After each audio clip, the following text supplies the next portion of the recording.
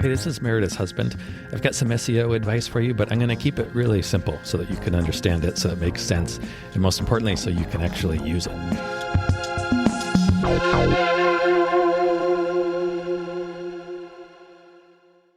Would you say that shopping is in your DNA?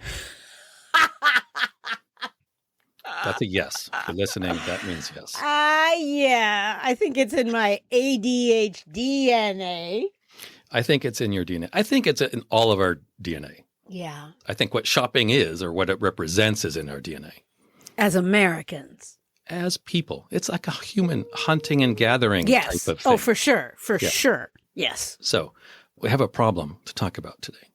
How do you, when you need something, I'm not talking about like luxury buys, like when you need a dress and you know the designer you want and you know what you want, then you know what you want. Yeah. But how do you choose what you want if you don't know the exact item? For example, let's say you need swim goggles. So you've taken up swimming recently. Yes. And you need some goggles. Yes. How do you choose which goggles to buy?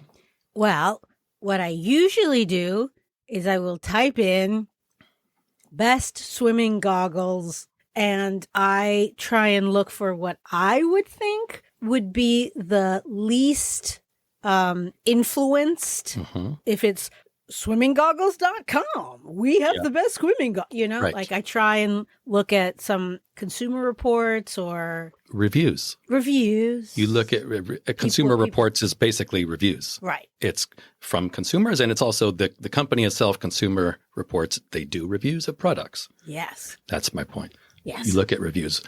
This article came across my desk, or it didn't come. I found a blog artitle on white. I was going to say, like, where you this just came across my desk. Tick, tick, tick, tick. Yeah.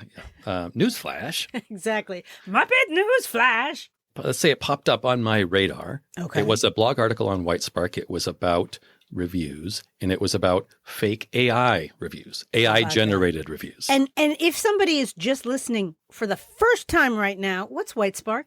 White Spark offers SEO services for local businesses. Okay. I will actually talk about them a little bit later. Oh.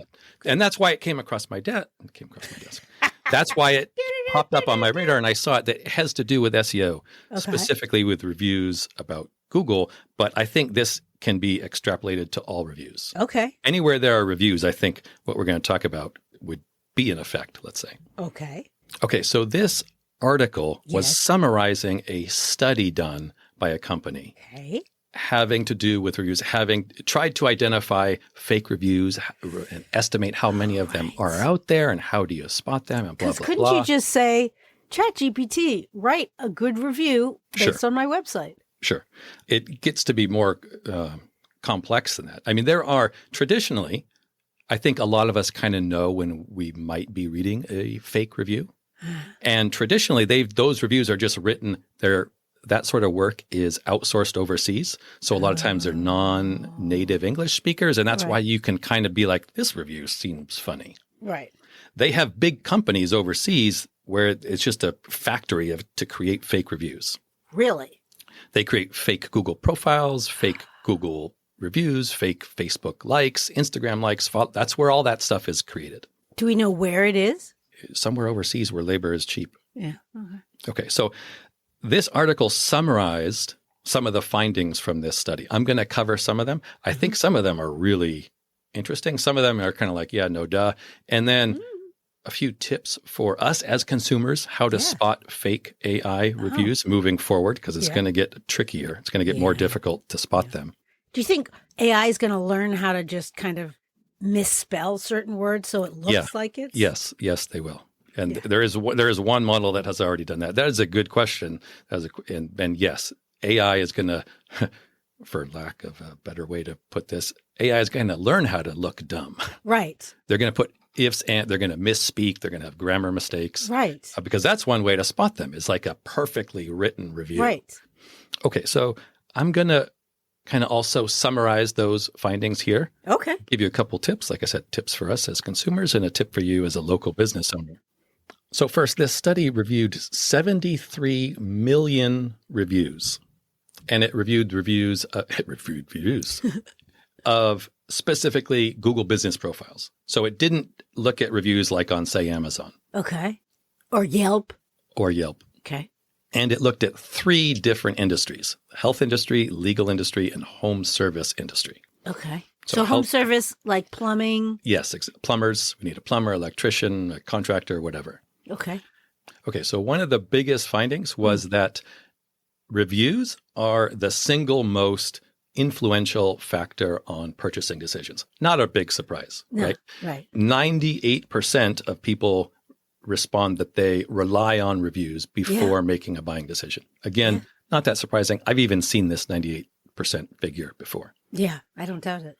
Because we trust other people. Yeah. And we just trust other people. It's the closest thing to word of mouth 100%. marketing. Like 100%. if you were to ask your best friend, hey, have you ever tried XYZ? And they said, oh, I like this one. You would go get that one. 100%. Like it's the closest thing to that can be replicated online. Okay, so I used to be the person who people would often come to for those questions around the neighborhood, etc. I do not doubt it. So this article estimated that because of review fraud, meaning fake good reviews, it estimated $300 billion in annual consumer harm. So people buying stuff based on reviews because those reviews are good and those reviews are fake. I don't know how it came up with that figure, but... Well, do you remember when I bought that mouthguard cleaner off of Amazon? Yes. And then they sent me a form saying if I gave them a 5-star review and sent them a photo of proof, they'd give me money. And that wasn't a fake review. I've had that too, by the way. I had that with... Isn't that technically a fake review? That's not a fake review. We're talking about AI-generated reviews here. So that's not a fake review, but it shows how important those reviews are. Yeah. The product that I bought based on the good reviews, the product was awful. Yeah. And I got the same thing. Hey, leave us a review and you get a free one. I was like, okay, good idea. Not happening. Okay. So $300 billion in annual consumer harm, that averages out to almost $2,400 per household. What? So it's significant, right?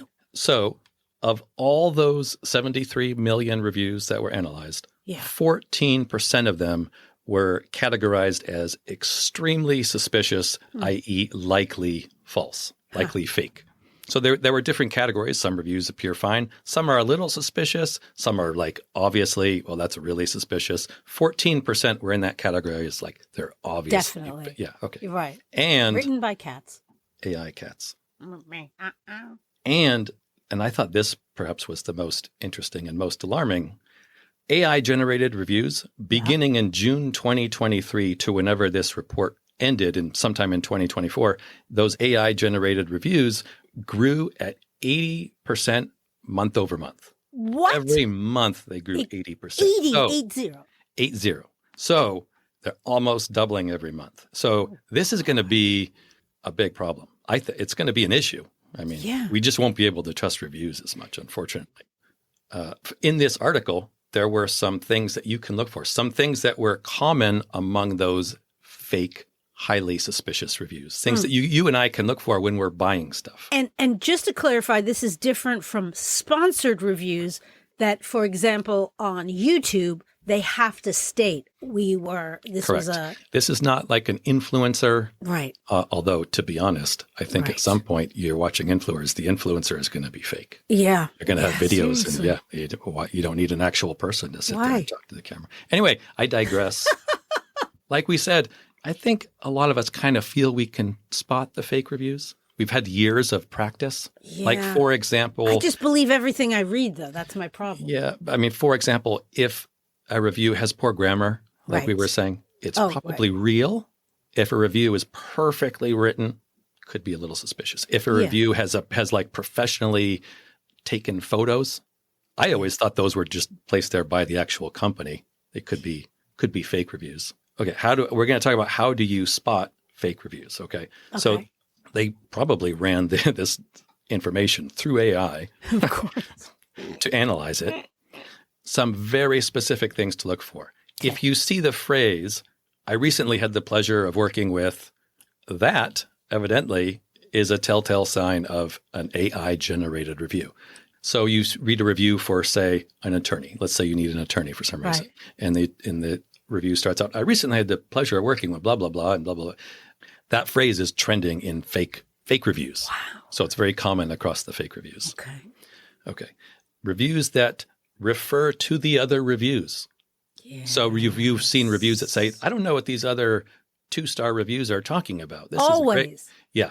Okay. That's also, I'm not saying that can't be in a real review. It can be, but it's very common among what they thought were fake reviews.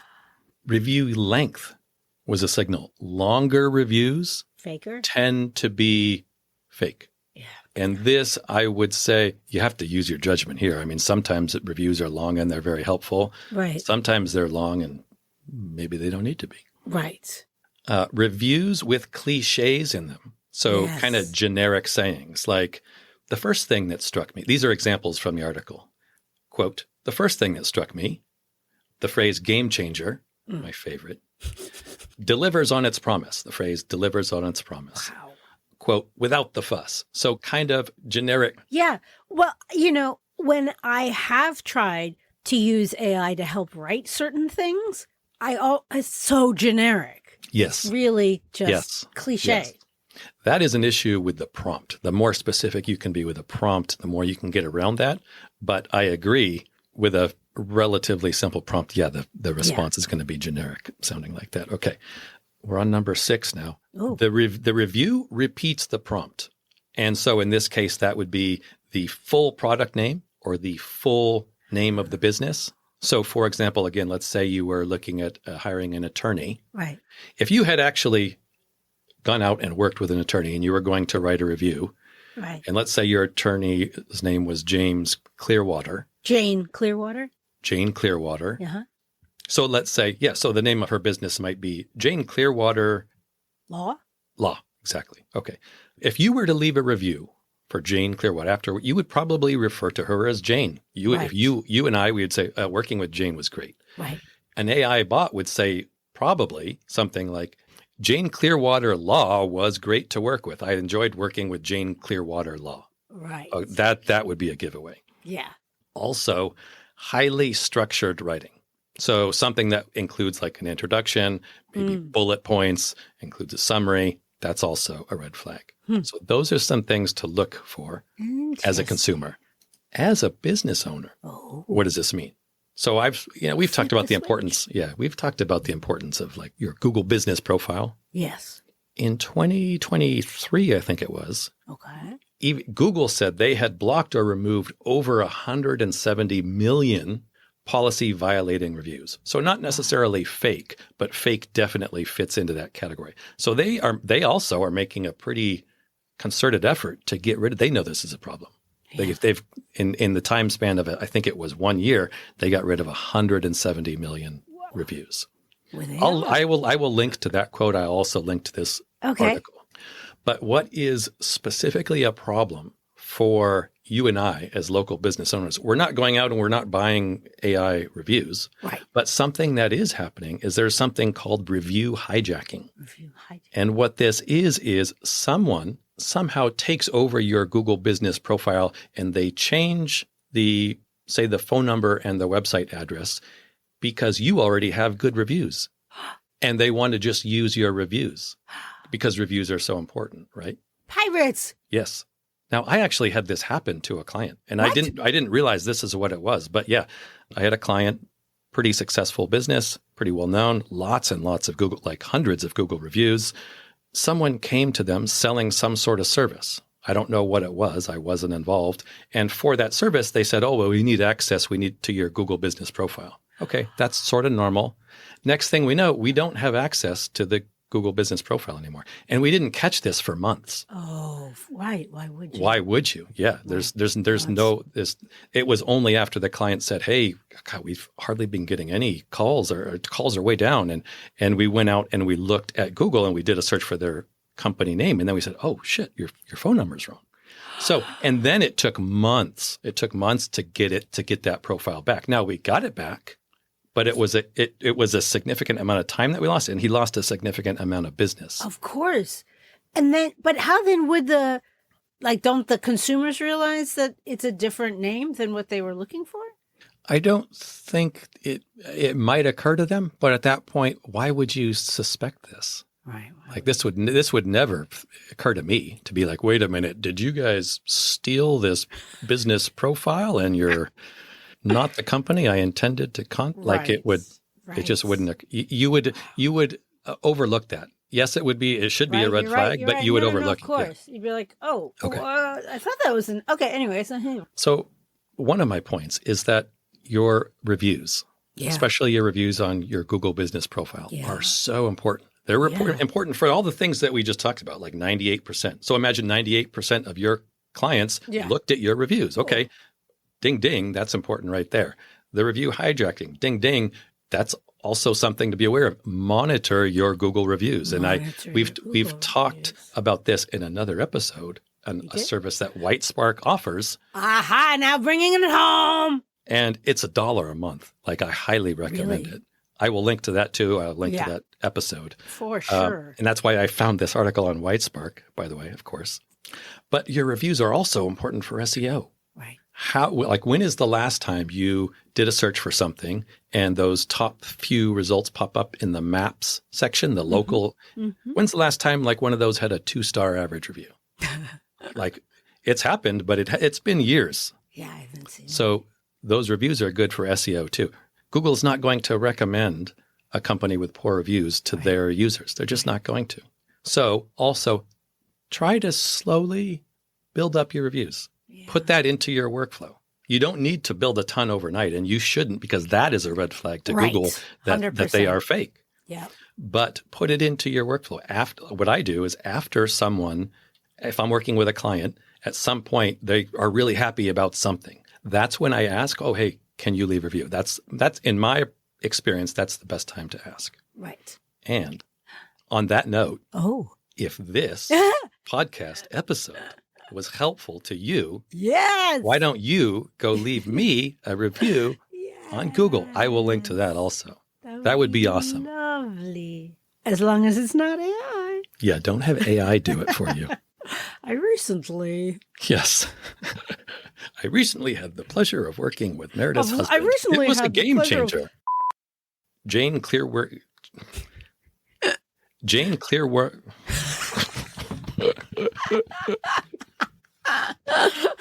Hey, thank you so much for listening. We really hope that you find this helpful and useful. And if you do, what you could do for us as a thanks would be to, drumroll please, leave a review. Yes, everybody says it, I know, but it really does make a difference. Take 3 seconds, leave as many stars, say something really nice about what you like about the podcast and maybe why other people would like it. It would mean the world to us, especially my husband. That better? All right, I'm going to try one where I'm not going to be charming.